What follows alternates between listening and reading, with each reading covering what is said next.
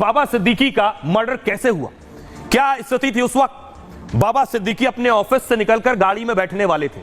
दशहरे का दिन सिद्दीकी अपने बेटे के ऑफिस में मौजूद थे। पीछे बेटा खड़ा है उनका, जो आप देख रहे हैं, जीशान सिद्दीकी। 9:30 बजे का वक्त था। बैंड्रा ऑफिस से घर के लिए निकलने वाले थे।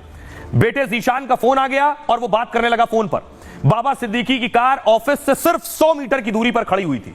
बाबा सिद्दीकी कार्यकर्ताओं से मिलते ही कार की ओर बढ़ने लगे कि अब कार में बैठता हूं, घर निकलता हूं। कुछ लोग आए उनके पास और उन्होंने कहा, हमारे साथ आप दशहरा नहीं मनाएंगे। तो बाबा सिद्दीकी आगे आए, समर्थकों के साथ पटाखे जलाने लगे और तभी एक जोरदार पटाखा फूटा और भारी हंगामा मच गया। लोगों को लगा किसी ने बम फोड़ दिया है। कार्यकर्ता उस ओर भागे जहां से पटाखा और धुआं फैला हुआ था। इसी बीच जोरदार गोलियों की आवाज से पूरा इलाका दहल उठा। लोग समझ नहीं पाए कि पटाखा बोला है या किसी ने फायरिंग किया है। पटाखों के बीच लोगों को गोली की आवाज समझ में नहीं आई कि यह किस तरह की आवाज थी। और जब तक समझते, बाबा सिद्दीकी लहूलुहान हो चुके थे। ये जो हमलावर थे, ये ऑटो से आए थे। 3 शूटर्स थे, 2 फायरिंग कर रहे थे, एक अंदर बैठा था। 2 पिस्तौल से फायरिंग हुई, 6 राउंड गोलियां चलाई गई। बाबा सिद्दीकी की गाड़ी पर भी गोली लगी। बताया जाता है गाड़ी उनकी बुलेट प्रूफ थी, लेकिन वो बाहर थे, तभी उन्हें गोली लग गई। बाबा को 3 गोलियां लगी, 2 उनके पेट में और 1 उनके सीने पर लगी। उन्हें फौरन अस्पताल ले जाया गया, लेकिन बचाया नहीं जा सका उन्हें। बाबा सिद्दीकी ने 15 दिन पहले ही अपनी जान का खतरा बताया था। इसके बाद उन्हें वाई कैटेगरी की सुरक्षा दी गई थी। लेकिन ताज्जुब की बात यह कि उसी रोज यानी कल वारदात के वक्त कोई कांस्टेबल उनके साथ नहीं था। शायद यह बात गोली चलाने वाले हमलावरों को भी पता थी और इसलिए उन्होंने दशहरे में पटाखे फूटने के वक्त को चुना गोली चलाने के लिए। अब आपको सुनवाता हूं, वहां जो चश्मदीद मौजूद थे, उन्हें सुनिए वो क्या कह रहे हैं। पंडाल की हमारी जो मूर्ति विसर्जन के लिए हम लोग निकल रहे थे, तो वहाँ पर जो है सारी भीड़ वहीं पे थी। यहाँ खाली था पूरा, यहाँ पे कुछ भी नहीं था, अंधेरा था यहाँ। तो वहाँ पे क्या हुआ कि वहाँ से कुछ लोगों ने फिर यहाँ पे सब भगदड़ मच गई। तो ये हुआ कि फायरिंग हो गई। तो सारा गाजे बाजे जो हम लोग सब नाच गा रहे थे, सब भागना शुरू कर दिए। हाँ, यहाँ से भगदड़ मच गया। गोली की आवाज़ सुनी तो सब भागने लग गए, अपने अपने बच्चों को लेके, जो परिवार के साथ आए थे देखने दुर्गा जी को, सब भागना। बाबा सिद्दीकी जी की जो रेंज रोवर गाड़ी थी, वो स्पॉट पे खड़ी थी। तो अचानक ही वो गाड़ी के पास में से धुआं निकला। तो हम गए, देखे तो बाबा सिद्दीकी जी नीचे गिरे पड़े थे। तो हम लोग, उनके ड्राइवर ने मतलब कुछ चिल्लाने की आवाज़ की, तो हम लोग अपना प्रोग्राम छोड़ के उधर गए।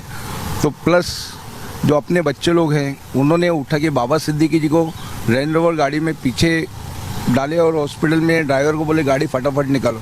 मतलब जब गोली लगने के बाद में मतलब उनका शरीर हैवी हो चुका। हम लोग 3-4 जन मिल के वो पीछे सीट पे सुला के हॉस्पिटल भेजे थे।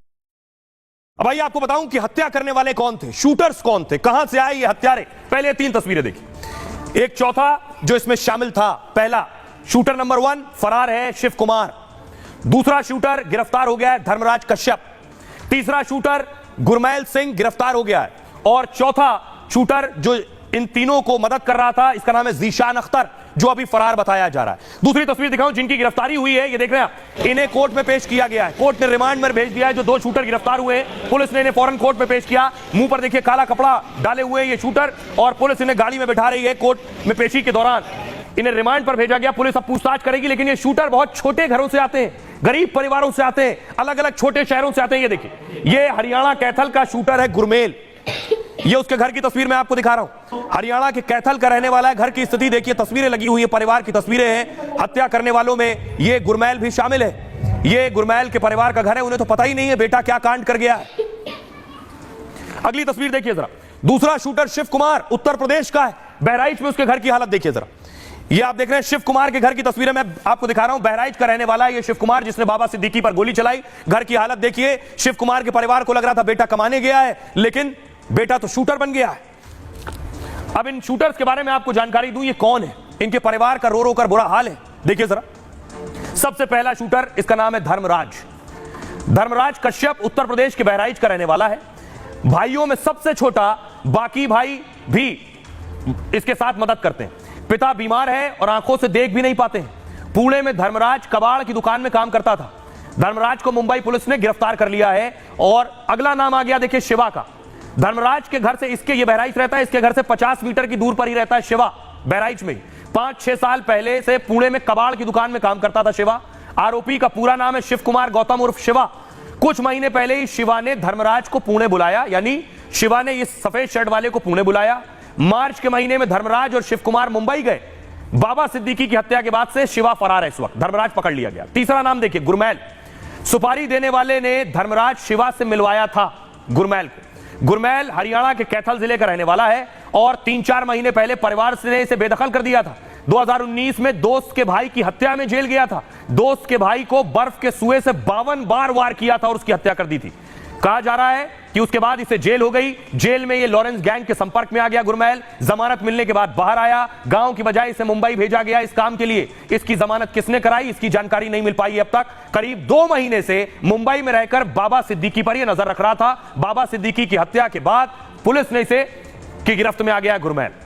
अब है चौथा शख्स जिसका नाम है जीशान अख्तर। तस्वीर आप देख रहे हैं। शक है कि जीशान अख्तर ने शूटर्स के रहने का इंतजाम कराया, यानी इन तीनों के रहने का इंतजाम जीशान अख्तर ने कराया। जांच हो रही है क्या शूटर्स को जीशान ने ही गाइड किया। 7 जून को पटियाला जेल से जीशान अख्तर बाहर आया और आशंका है कि जेल में वो लॉरेंस के गुर्गों से भी मिला था। फिलहाल बाबा सिद्दीकी की हत्या के बाद से जीशान फरार चल रहा है। ये है इनकी स्टोरी। अब आपको सुनवाता हूं, सुनिए जरा। ये जो शूटर्स हैं छोटे छोटे परिवारों से आते हैं। परिवारों को लग रहा है कि लाडला उनका लाल कमाने के लिए गया है, लेकिन लाडले ने तो पिस्टल पकड़ ली और शूटर बन गया है। परिवार को सुनिए जरा। आपका बेटा कितने नंबर पे है? आप सबसे छोटा है वो कब गया था मुंबई? 2-3 महीना होगा था। अच्छा, आपसे संपर्क में था वो? हाँ हाँ, कोई संपर्क नहीं है। क्या बताता था आपको? जब हमसे फोन नंबर है ही नहीं तो संपर्क का। अच्छा, इससे पहले क्या कई मामलों में और भी